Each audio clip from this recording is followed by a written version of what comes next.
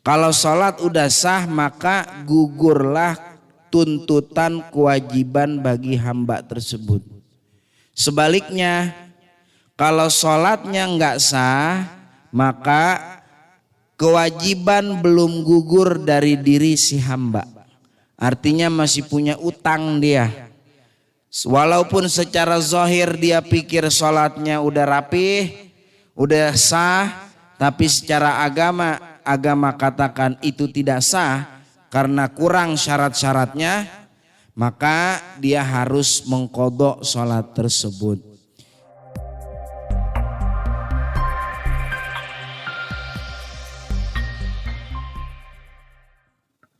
Assalamualaikum warahmatullahi wabarakatuh. Ya Rabbi bil Mustafa balligh maqasidana waghfir lana ma madha ya wasi'al karami. Ya Rabbi bil Mustafa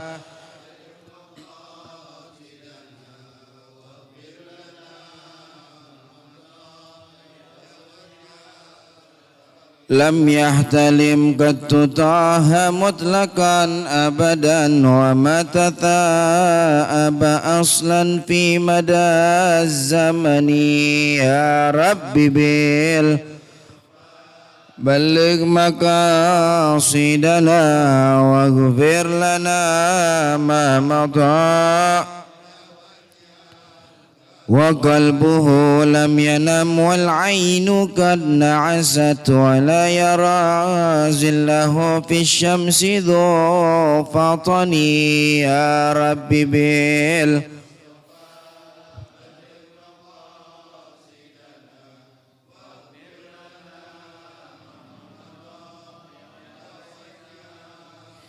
qad fahu qad allata qauman idha jalasu indal wiladati sif ya dha bimukhtatani. Ya Rabbi bil Mustafa balligh maqasidana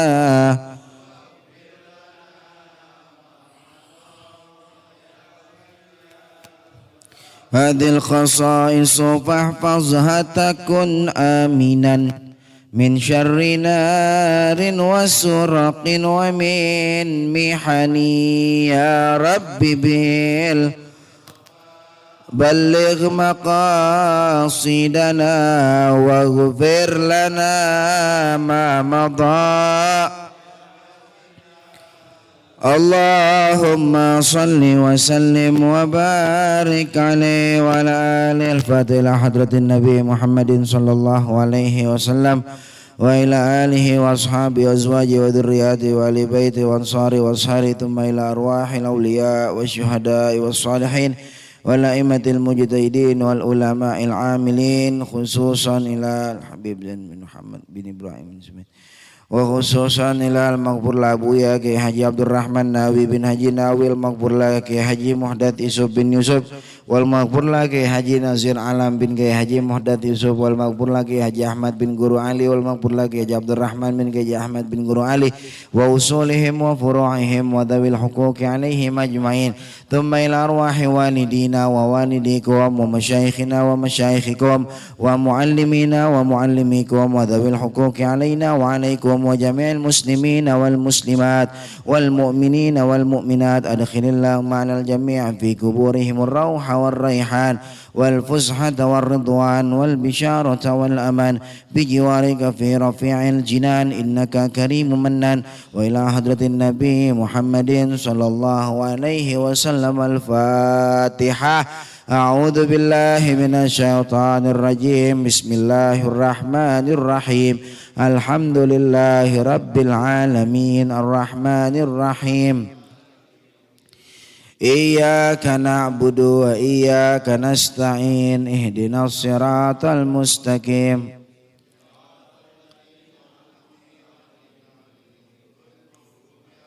Waladdallin amin. Bismillahirrahmanirrahim. Alhamdulillahi rabbil alamin. Wassalatu wassalamu ala sayyidina wa maulana Muhammadin wa ala alihi wa sahbihi ajma'in, amma ba'd. Fakana al-imamul muallifu rahimahullahu ta'ala wa adaman naf'a bih wa bi barakati ulumi wa bikum fid daraini amin. Qala radhiyallahu anhu, babu syuruti sihhatis shalah, menerangkan tentang syarat-syarat sahnya sholat. 2 minggu yang lalu kita udah bahas tentang syarat-syarat wajib sholat. Kalau itu syarat terkumpul pada diri seorang manusia, maka dia diwajibkan sholat. Nah, pada kesempatan kali ini yang akan kita bahas syurutu sihhatis shalah, syarat-syarat sholat dianggap sah oleh agama. Kalau sholat udah sah, maka gugurlah tuntutan kewajiban bagi hamba tersebut. Sebaliknya, kalau sholatnya nggak sah, maka kewajiban belum gugur dari diri si hamba. Artinya masih punya utang dia. Walaupun secara zahir dia pikir sholatnya udah rapih, udah sah, tapi secara agama katakan itu tidak sah karena kurang syarat-syaratnya, maka dia harus mengqadha sholat tersebut. Ini penting sebelum kita masuk ke dalam pembahasan inti dari sholat, yakni rukun-rukunnya. Syaratnya juga mesti tahu, saudara. Karena rukunnya benar tapi syaratnya salah juga gak sah juga. Kan bedanya syarat sama rukun itu kan, kalau syarat tidak di luar sholat, kalau rukun di dalam sholat. Persamaannya dua-duanya sama-sama wajib dijalanin, dua-duanya sama-sama wajib dilaksanain. Perbedaannya itu aja tadi, kalau syarat di luar sholat, kalau rukun di dalam sholat. Rukun benar, syarat salah gak sah sholatnya. Syaratnya benar, rukunnya salah, gak sah juga. Jadi dua-duanya mesti dilakuin. Nah, syarat sah sholat ini ada 7 perkara. Ingetin nih, sebagai seorang muslim, sebagai seorang mukmin yang setiap harinya melaksanakan 5 kali sholat fardu, ada 7 syarat sah sholat. 7 nih, ya. Ada berapa? Banyak juga Ustaz, 7 ya. Ini maunya agama. Agama. Kita ibadah jangan selagu-lagu kita, saudara. Kalau ibadah selagu-lagu kita, ya siap-siap tanggung jawab di akhirat kita. Kita ibadah ngikutin agama, jangan agama ngikutin kita gitu. Mengapa gue sholat kayak gini? Terserah gue ini yang sholat. Ente, gue ini ikut tuh, tahu lu yang sholat. Cuman ente ibadah jangan selagu-lagu ente dong. Ya, ibadah kudu ngikutin cara mainnya. Udah ditentuin sama agama. Nih ada berapa? Ada tuh 7. Ingat ya, ada berapa? Ada tuh 7. Ingat-ingat nih. 1. Asyartul awwalu, syarat yang pertama, dukhulul waqti, masuk waktu sholat. Masuk waktu sholat. Fala tasihus sholatu illa ba'da dukhulil waqti, maka sholat tidak menjadi sah kecuali setelah masuknya waktu sholat. Alhamdulillah di negeri kita Indonesia buat mengetahui waktu sholat gampang banget. Emang tiap hari dengar azan di masjid. Azan, Allahu Akbar, Allahu Akbar. Kalau azannya jam 12 siang berarti masuk zuhur apa asar? Zuhur gitu kan. Kalau misalnya azannya jam 3:30-4, itu azannya azan apa? Asar, masuk waktu asar begitu. Nggak sah sholat kalau dikerjakannya belum masuk waktu. Saking semangatnya sholat, ke masjid jam 10 pagi. Mau ngapain? Bayang johor. masih tangeh banget jam 10 udah ya ngerjain bayangnya jam 11, pikir kita kali nungguin johor sampai waktu masuk johor dia wiridan lah, kagak. Sholat zuhur jam 11 siang lah, belum masuk waktunya itu mah. Kalau belum masuk waktu maka sholatnya tidak sah. Gampang kalau di Indonesia mah kita ya emang mayoritas muslim. Untuk mengetahui waktu sholat masuk, caranya bisa dengan cara mendengar adzan. Atau kalau kita jalan-jalan umpama jalan-jalan ke suatu daerah, ini kagak ada suara toa musola pisan ini sama masjid. Gimana taunya masuk waktu sholat ya? Kan sekarang udah ada yang namanya smartphone ya. Handphone canggih kan, handphone pintar namanya. Di handphone itu kan kita bisa install aplikasi, ada Quran Pro itu ya, ada NU online, itu yang basicnya Islamik tuh. Nah, di situ kan ada ditentukan oleh Kementerian Agama waktu-waktu sholat, ada kan? Ada zuhur jam berapa, asar jam berapa. Kalau kita berpegang pada itu tuh jadi udah boleh. Namanya as-sa'atul mujarrobah, jam yang emang udah diuji coba. Umpama nanti di kemudian hari, di hari kiamat kita salah ngikutin itu jam, ya nanti yang tanggung jawab bukan kita gitu. Karena kita selaku rakyat kecil ngikutin pimpinan kita. Ada lagi nih yang lebih sulit saudara. Handphone kagak bawa, naik gunung, azan kagak kedengeran. Cuman bawa jam tangan doang. Waduh, ini gimana nih? Masuk waktu zuhur udah masuk apa belum nih? Baru jam 12. Maka dia berijtihad. Ijtihad. Bagaimana cara ijtihad dia? Ntar ada di dalam bab waktu-waktu sholat. Kalau zuhur itu mataharinya tingginya semana. Asar itu mataharinya doyongnya kemana, maghrib itu tenggelamnya bagaimana, entar dijelasin di waktu-waktu sholat. Kalau jelasin sekarang juga habis cuman syarat pertama doang ya, yang lain kagak kebagian, itu ntar belakangan. Ada namanya ijtihad.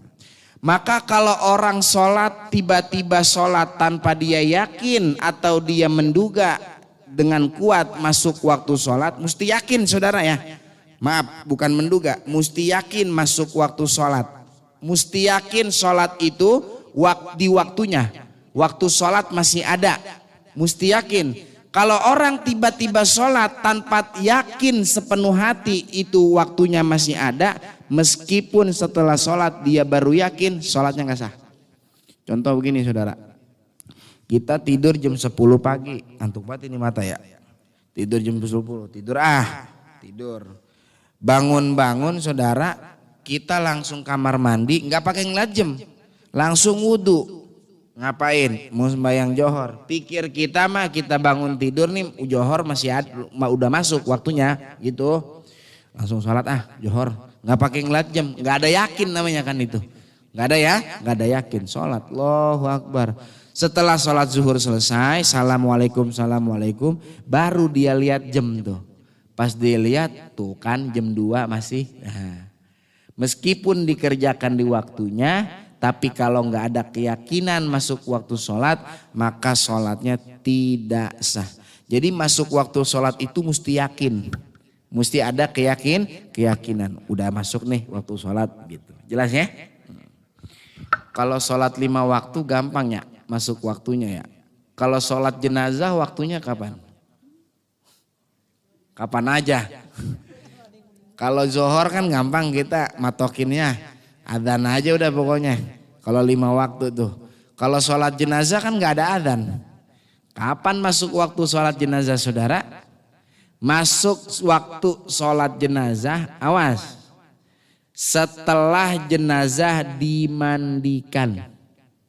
Meskipun belum dikafani, sah sholat jenazahnya, tapi kalau belum dikapanin makruh hukumnya. Tunggu sampai dikapanin dulu, baru disolatin. Itu sah tanpa makruh. Ini berlaku bagi jenazah yang hadir atau jenazah yang gaib. Maka orang kalau mau melaksanakan sholat jenazah gaib, mesti tanya dulu keluarganya si mayit, jenazah udah dimandiin lon. Teman kita lagi sekolah meninggal di Papua, kita dengar, ya Allah teman baik, teman aneh itu suatu sekolah. Mana Papua jauh banget lagi. Aneh mau berongkos kagak ada, nggak punya duit, gimana ya? Udah kita sholat jenazah gaib aja dah. Kita sholat jenazah gaib saudara, tanpa kita tahu itu jenazah udah dimandiin apa belum di sono, nggak ada komunikasi lagi. Pas kita dengar kabar ternyata jenazah belum dimandiin, sholat jenazah kita nggak sah.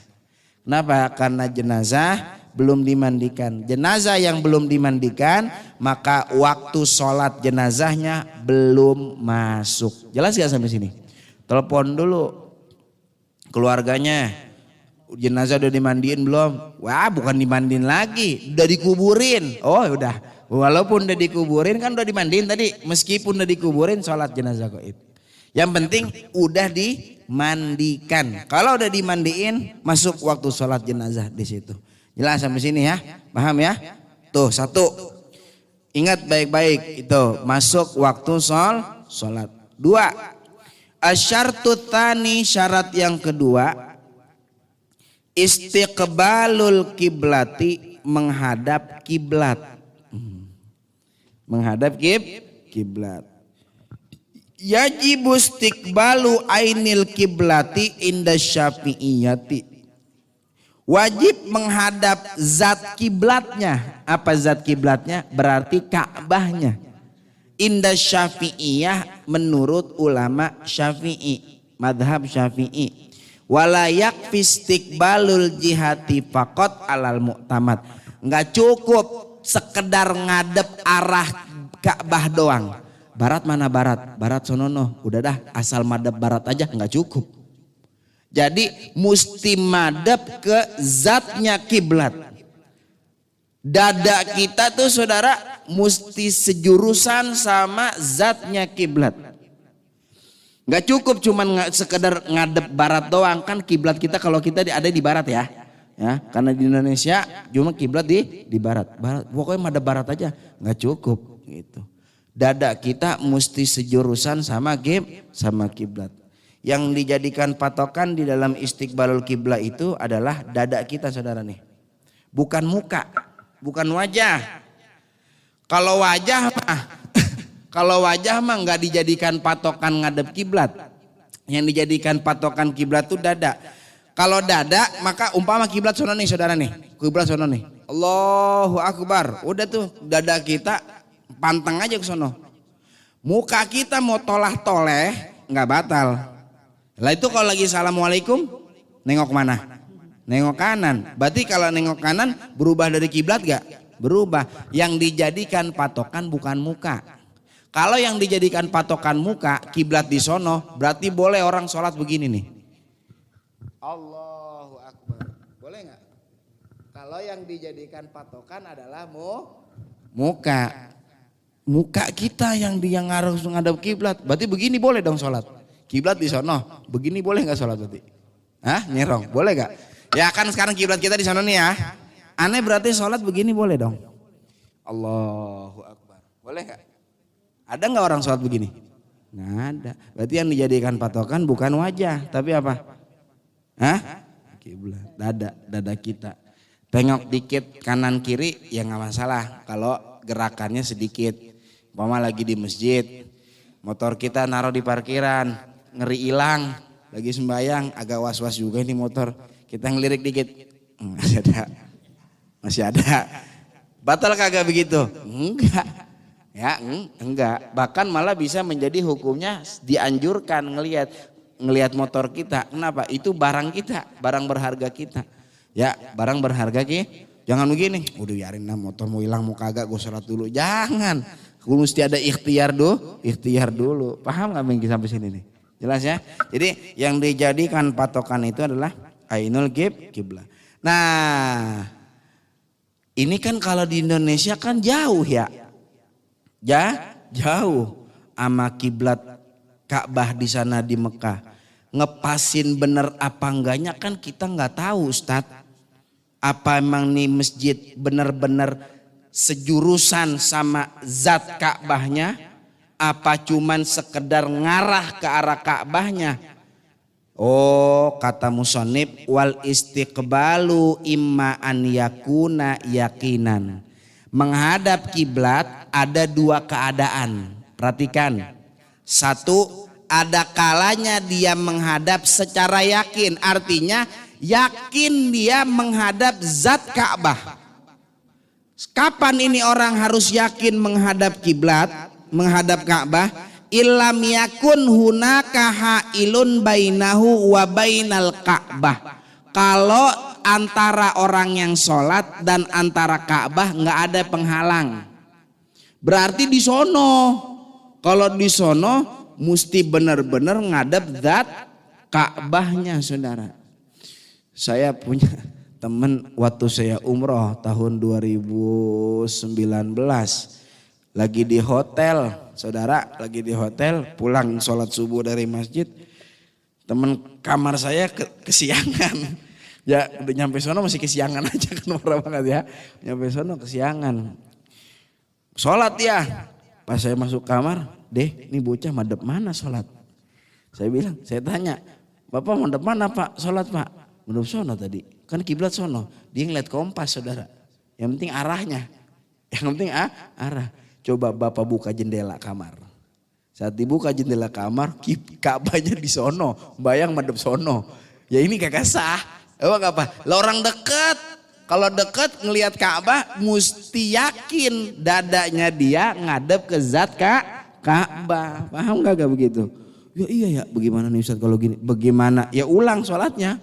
Kodok ulang sholatnya. Karena kagak sah, mesti madep kiblat. Tuh kalau yang pertama dia deket sama Ka'bah mesti yakin dadanya dia menghadap zat Ka'bah. Yang kedua auzannan. Atau kondisi yang kedua nggak yakin, cuman sekedar dugaan aja. Kapan ini? Idza kana hunaka hailun. Kalau antara orang yang sholat sama Ka'bahnya ada penghalang atau jauh negerinya, kayak kita nih di Indonesia. Kan kita nggak tahu nih kiblat bener-bener kita ngadep zatnya apa kagak. Ya udah cukup menduga dengan dugaan yang kuat. Gitu aja udah. Cukup duga dengan dugaan yang kuat. Makanya saudara, kalau udah masjid jadi begini nih, itu sejadah jangan dimencongin kanan kiri. Mencongin, biar ngepas. Ngepas mana lu? Ngepas mana? Ya ngepasin Ka'bah lah. Kalau kita mah jauh sama Ka'bah. Kalau jauh sama Ka'bah, dugaan kuat aja. Yang kiai dulu udah bikin begini, udah begini. Jangan pakai, kalau nggak salah nih pernah dengar cerita tuh dari anaknya Kiai Topik tuh, ya Bang Hudi Rahman tuh ya. Kiai Muhdas, almarhum Kiai Muhdas itu pernah suatu saat marah tuh beliau di satu masjid, imamnya miringin ke kanan dikit, kata Kiai Muhdas, jangan pakai miring-miring, lurus aja udah, begitu tuh. Tuh saya inget tuh cerita tuh.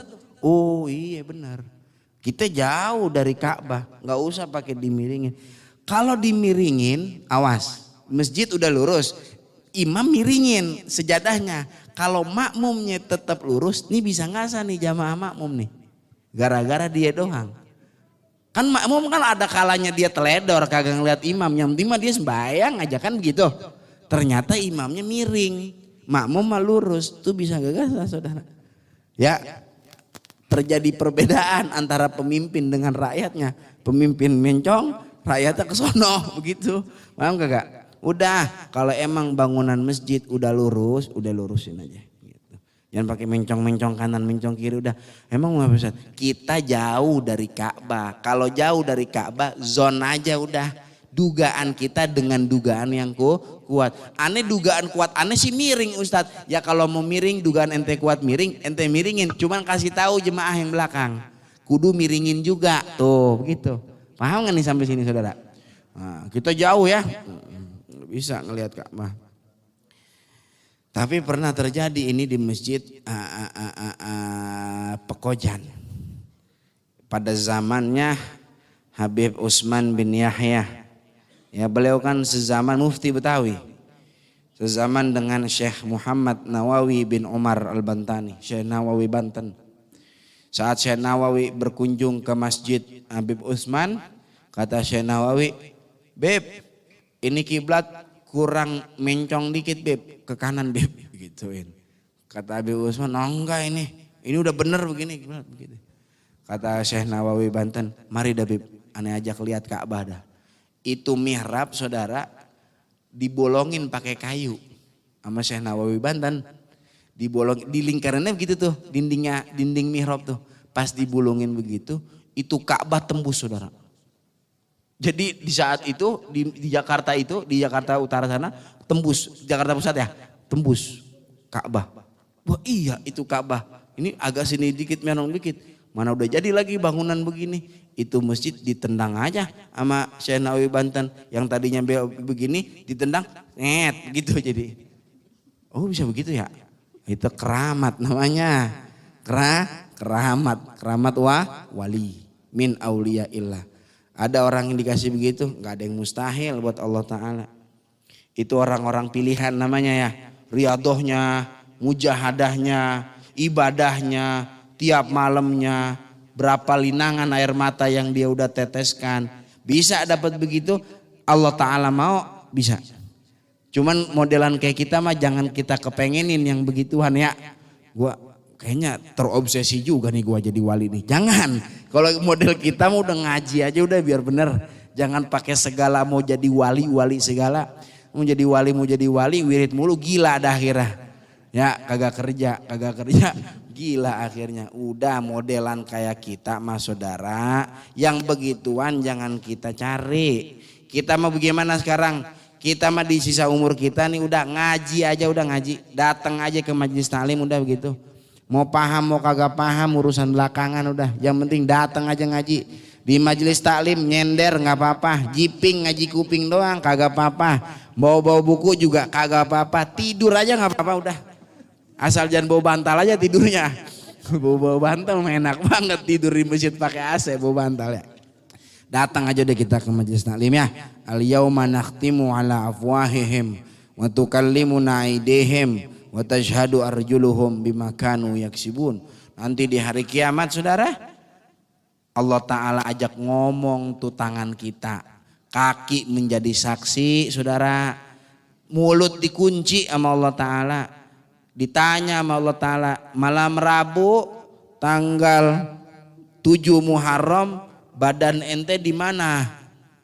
Kata badan kita di Masjid Baitur Rahman. Ngapain? Ngaji fikih. Sama siapa? Sama Ustaz Abdul Rahman. Paham kagak? Enggak. Emang ngapain? Tidur aja di masjid. Ya udah, dapat udah begitu. Saksi tapi saudara. Loh minimal orang tidur di majelis taklim kan gak buat dosa dia. Gibahin orang enggak, kan enggak. Ngomongin orang kagak, fitnah orang kagak, dengki sama orang kagak. Ya minimal kan itu yang didapat sama dia saat di majelis taklim meskipun tidur. Kalau yang tidur aja dapat fadilah bagaimana yang paham? Apalagi kalau dia sambil nulis bawa pulang ke rumah. Pokoknya udah nggak ada ruginya kita datang ke majelis taklim saudara. Nggak ada ruginya. Paham ya? Kaki juga sama ditanya. Langkah kemana ente malam Rebo tanggal 7 Muharram 1445 ke Masjid Baitur Rahman. Ngapain? Sholat jamaah di masjid. Habis itu duduk bersila. Ngapain? Dengerin ngaji. Habis itu sholat isya. Isya datang tahlilan. Wow itu saksi semua udah begitu. Paham gak? Jangan kita bawa ke tempat yang maksiat saudara. Ntar jadi saksi juga tuh kaki kita. Kemana ente malam Rebo? Kagak ngaji. Oh datang ke bar, waduh ngapain itu di sono? Mabok, waduh kacau udah begitu ya.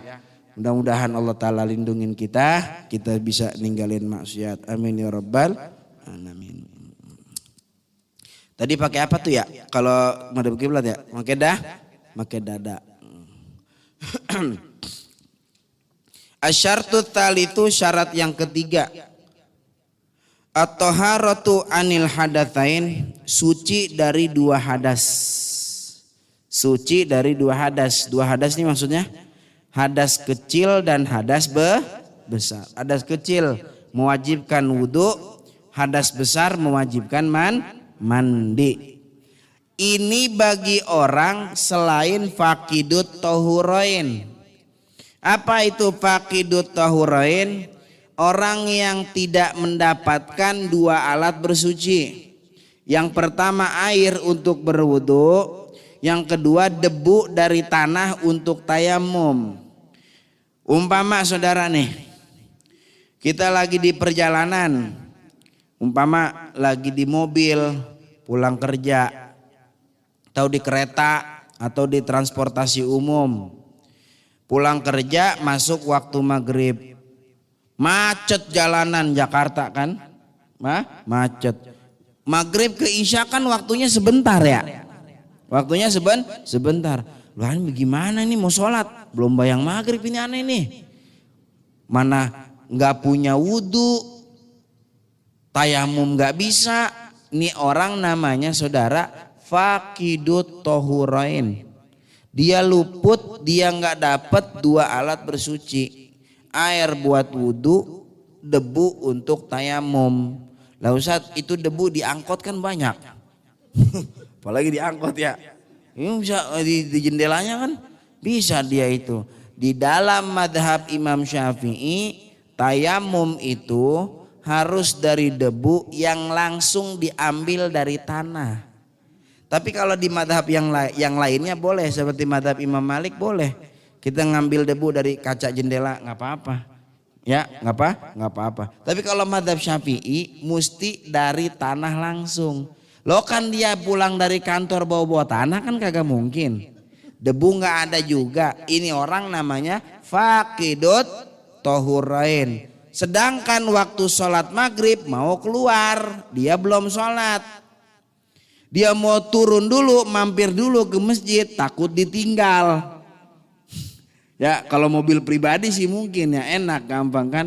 Kalau naik transportasi umum kan waduh gimana ini. Maka sholat namanya lihurmatil waqti. Sholat untuk hormatin waktu aja. Bagaimana? Nggak usah wudhu. Bagaimana? Nggak usah tayamum. Bagaimana lagi? Udah sholat sebisa mungkin di kendaraan. Kalau emang saat takbiratul ihram masih bisa madhab kiblat saat takbiratul ihram. Lagi diangkot kita ngelihat kompas, wah kiblat madhab sono nih pas banget. Sholat maghrib dah. Udah lagi duduk di angkot nih, kita sholat. Allah sholli fardal maghribi thalatha rakaatin lillahi ta'ala akbar. Angkot belok kiri, berarti kan belok juga arahnya. Itu udah gak masalah. Kalau emang bisa madhab kiblat. Tapi kalau emang kagak bisa madhab kiblat, tidak memungkinkan madhab kiblat, sholat sebisa mungkin di kendaraan. Rukuknya bagaimana? Rukuk dikit nunduk. Sami Allahu liman hamidah i'tidal. Sujud lebih nunduk dari rukuknya. Allahu akbar subhana rabbiyal a'la wa bihamdi. Rabbighfirli warhamni wajburni warfa'ni warzuqni wahdini wa'afini wa'fu anni. Allahu akbar subhana rabbiyal a'la wa bihamdi. Allahu akbar. Dua, gitu aja udah. Tahiyat sama pokoknya kerjakan sholat sebisa dia. Ntar nyampe rumah kan nemu air tuh. Wudu, kodok sholat maghrib yang dikerjain di angkot tadi. Ya. Kok dikodok Ustaz? Kan udah dikerjain tadi. 2 kali kerja kalau begitu mah. Mendingan ntar aja di rumah sekalian kita kodok. Daripada kita ngerjain di angkot juga. Emang namanya umur ada yang tahu. Lagi diangkot tiba-tiba ketabrak kereta.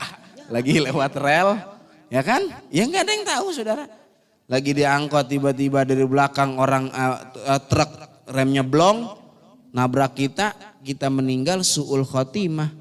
Kenapa? Karena nggak ngerjain sholat. Tapi kalau kita udah lihurmatil wakti, qadarullah umpama ajal menjemput saat itu, meninggalnya kita adalah husnul khotimah. Paham nggak? Ini saya contohin di kendaraan tadi.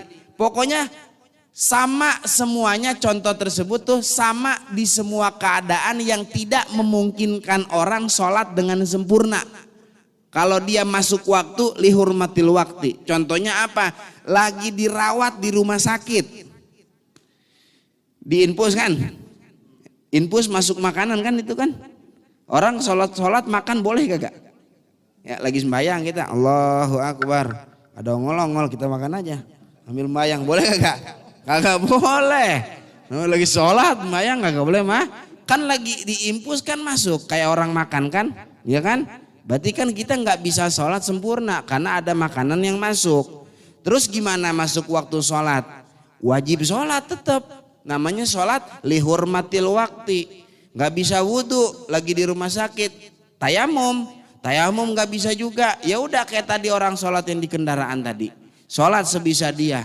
Allahu Akbar lagi di atas kasur tuh. Bismillahirrahmanirrahim. Alhamdulillahirabbil alamin. Baca udah sebisa dia sholat. Di rumah sakit sebulan, pulang nyampe rumah kodok sebulan.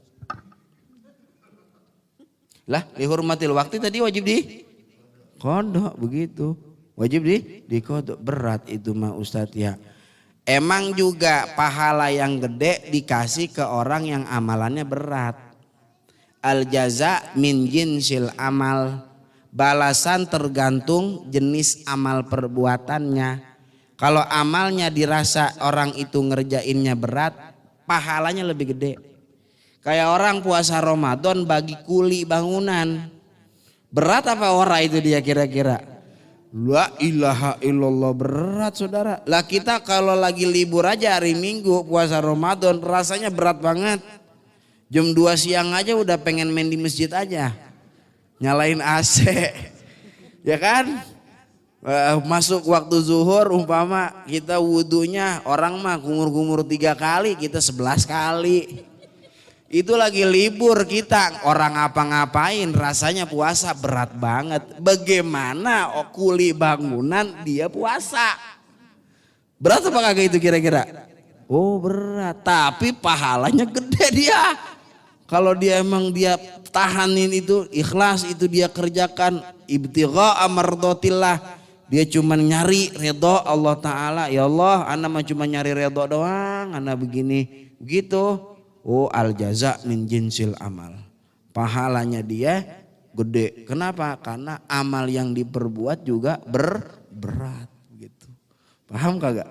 Cuman tapi gajinya nggak terlalu gede ya dia mah. Meskipun amal berat gajinya nggak terlalu gede gitu. Nggak kayak yang di anu ya, di mana di sono ada di Senayan gitu. Dia makan kerjanya cuma tidur doang lagi rapat, main game, gajinya ratusan juta. Enak banget begitu ya. Aduh direkam lagi. Di cut gitu ya. Tapi saya sih nggak nyebutin anunya ya, nggak masalah kali ya. Aduh ya Rob. Jadi syarat yang ketiga suci dari 2 hadas. Baik hadas kecil maupun hadas yang besar. Yang keempat, asyartur rabi'u at-taharatu anin najasati fit thawbi wal badani wal makan. Suci dari najis pada pakaian, badan dan tempat sholat. Nah ini penting nih. Ini orang banyak yang lalai nih saudara ini di sini nih. Yang dimaksud thawb pakaian adalah al-malbus wal mahmul. Apa malbus? Yang dipakai, yang dikenakan dia. Dari ujung pala sampai ujung kaki yang dipakai, dikenakan oleh dia busana. Itu namanya malbus, masuk ke dalam thawb. Contohnya yang di pala peci. Peci jangan sampai ada najis. Ya, apalagi kaos kutang, kaos dalam, jangan sampai ada najis. Baju koko, jangan sampai ada najis. Celana dalam, jangan sampai ada najis. Kolor, jangan pakai ada najis. Sarung, jangan ada najis. Wal mahmul, dan yang dibawa sama dia. Apa yang dibawa? Contohnya sorban. Tuh sorban tuh bukan masuk malbus, tapi masuknya mahmul. Gitu, asik, pakai sorban. Sorbannya jangan sampai ada najis, saudara. Itu yang dimaksud dengan kata thawbun. Wal badan, di badan juga jangan ada najis. Termasuk badan kata musonib apa? Dakhilal anfi wal fami wal ain. Bagian dalam hidung, bagian dalam mulut dan mata. Maka kalau orang itu gusinya berdarah, batal sholatnya. Kenapa? Darah najis. Sedangkan bagian dalam mulut termasuk zohirul badan di dalam bab sholat. Paham tuh? Orang lagi sakit gigi, baik-baik. Kita rasa-rasain, nih rasa-rasanya kayak rasa darah ini. Ya berarti ada darahnya udah keluar, batal ente punya sholat gitu. Lagi sembahyang ada bocah kecil main bola. Nendang kencang banget, kegebok gitu kan. Mukanya kegebok mimisan. Keluar begitu darah, batal sholatnya. Karena keluar darah. Badan, baju, pakaian tadi ya, tahu ya. Badan, wal makan, tempat sholat. Yang dinamakan tempat sholat, huwaladzi yulaqihi athna'a sholatih, ay alladzi yubashiru taubahu wa badanah. Tempat yang nyentuh badan dan pakaiannya dia. Jadi yang disentuh doang sama dia yang mesti suci. Maka saudara, kagak apa-apa kalau umpama sholat kagak ada tempat lagi. Ini mah contoh doang nih ya, contoh doang. Gak apa-apa tuh. Ini ada tai tikus di sini nih. Kita sembahyang, Allahu Akbar. Pas lagi kita sujud, jidat kita di sini, tangan kita di sini, yang kanan, yang kiri di sini. Ini kena apa kagak? Kena nggak? Kagak? Saya praktekin juga dah nih. Tai kucing dah, umpama yang gedean dikit. Ini mah contoh doang saudara, contoh. Kalau umpama memang kagak ada tempat lagi, umumul balwa udah banyak banget najis di situ. Udah sholat, Allahu Akbar. Pas lagi sujud, Allahu Akbar. Kenapa kagak ini dia? Kena nggak? Nggak kena. Kalau nggak kena sah. Yang dimaksud tempat sholat bukannya ini nih semuanya, tapi yang disentuh badan dan terkena pakaian kita. Itu yang dinamakan dengan makanus sholat. Paham nggak tuh kira-kira? Ustadz, saya masih belum ngerti nih najis yang kagak dimaaf dalam pakaian, badan dan tempat itu apa aja. Satu, najis yang gak dimaaf di dalam pakaian, badan dan tempat sholat. Yang pertama adalah bangkai hewan yang tidak memiliki darah. Itu gak dimaaf pada 3 tadi. Pakaian, badan, tempat sholat. Contohnya mana saudara? Semut punya darah apa kagak? Semut kita injak. Lagi sembahyang kita injak. Itu kan berarti kan kita namanya bawa najis. Maka gak sah sholatnya tuh. Paham gak? Makanya sembahyang hati-hati. Jalan lihat-lihat. Pas lagi jadi imam, lagi tasyahud, kan kaki kanannya begitu tuh ya. Sama mamu belakang. Lah semut diinjak itu. Batal tuh sholatnya imam. Kalau kita tahu mesti mufarokoh kita. Pisah dari imam. Paham gak kira-kira? Lagi, lalat punya darah gak lalat? Gak punya, najis. Kalau kena di baju atau badan atau tempat sholat. Kecoa punya darah nggak? Nggak punya, najis tuh sama. Apalagi nyamuk ya, nyamuk kan ada darahnya, darah kita itu dia, bukan darahnya dia. Apalagi cicak, ada punya darahnya nggak cicak? Nggak ada. Pokoknya hewan-hewan yang mati dan hewan tersebut nggak punya darah itu najis pada 3 tadi, baju, badan dan tempat sholat kita. Paham nggak tuh begitu? Termasuk, awas, termasuk najis juga bagian tubuh hewan yang terputus dari hewan tersebut. Contohnya laron. Laron kan saya pada putus tuh ya. Laron ya, sering kan begitu ya. Itu sayap laron kalau kena baju kita atau badan kita atau tempat sholat kita, najis. Makanya kalau ada laron, baik-baik itu merbuat masjid kudu bener-bener ngerapiin. Jangan sampai orang sholat akhirnya ntar nginjak sayap laron. Karena setiap anggota tubuh yang terputus dari hewan tersebut hukumnya seperti hewan itu sendiri. Jadi najis. Paham gak nih sampai sini saudara? Paham ya? Berarti kalau najis kudu dicuci dong. Kalau itu sentuhannya nggak ada basah, maka nggak usah dicuci. Karena najis itu kan bisa ditransfer lewat basah, Pak. Kalau nggak ada basah nggak bisa ditransfer najis nggak bisa gitu. Kalau ada basah baru saya pelaron, tangan kita berkeringat kan basah, kita giniin, ini najis jadinya, kudu dicuci. Tapi kalau ini kering, sayapnya kering, ini nggak najis, nggak usah dicuci, buang aja dia, nggak usah, disingkirin aja. Terus dicuci nggak? Nggak, kenapa? Karena nggak ada transferan najis dari dia. Najis itu bisa ditransfer ke tempat yang lainnya bila ada perantara basah begitu. Paham ya? Itu syarat yang keempat, suci dari najis di baju, badan dan tempat sholat. Termasuk najis selain najis darah yang sedikit. Najis darah yang sedikit selain itu tuh. Selain najis darah yang sedikit seperti kotoran hewan, najis tuh semuanya. Tapi kalau darah sedikit doang dimaaf. Di baju, di pakaian, di badan dan di tempat sholat. Udah habis baik ya waktunya, cepet amat ini. Mana masih ada 3 lagi.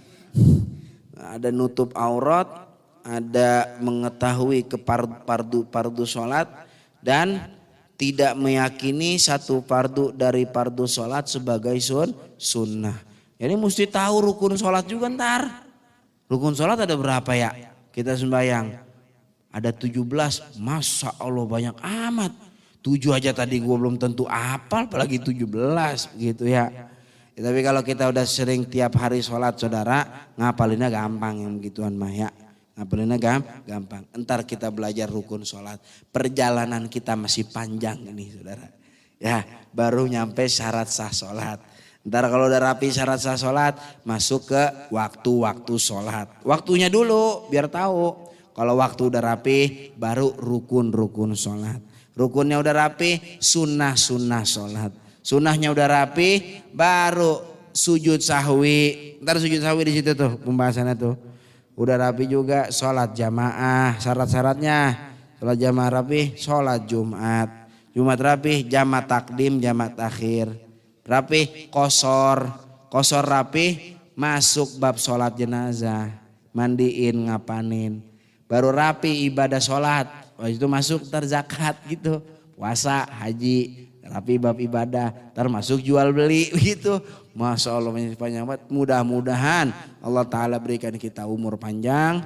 Allah Ta'ala berikan kita keistiqomahan di dalam mengaji ilmu agama. Amin ya Rabbal. Mungkin ini yang dapat saya sampaikan. Kurang. Oh ibu-ibu ada yang mau nanya. Baik. Silakan ibu. Assalamualaikum warahmatullahi wabarakatuh. Waalaikumsalam warahmatullahi wabarakatuh. Pak Ustadz mau nanya nih. Ya. Ini tentang najis ya. Misalnya kita punya penyakit. Penyakit itu kita dalam sholat tiba-tiba mengeluarkan air kencing biarpun sedikit. Tapi kita udah memakai misalnya pembalut. Nah di situ kan ada yang bilang najis, ada yang bilang itu kena penyakit diterusin aja nggak apa-apa. Itu gimana ya Pak Ustadz?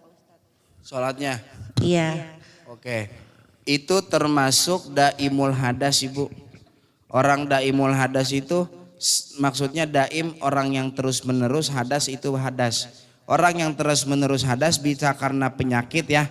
Kayak tadi tuh contoh yang ibu sampaikan itu penyakit. Itu namanya daimul hadas. Orang yang daimul hadas saat dia sholat di tengah-tengah sholatnya keluar hadasnya dia umpama kencing maka sholatnya lanjutkan dan tetap sah. Tapi yang mesti digarisbawahi syarat wudhunya orang yang daimul hadas itu nggak kayak orang yang normal kayak kita. Apa? Ada tambahannya dia di dalam wudhunya. Satu, orang yang daimul hadas tadi contoh yang tadi wudhunya itu harus masuk waktu sholat dulu. Jadi dia nggak boleh tuh sholat zuhur pakai wudhu subuh nggak bisa.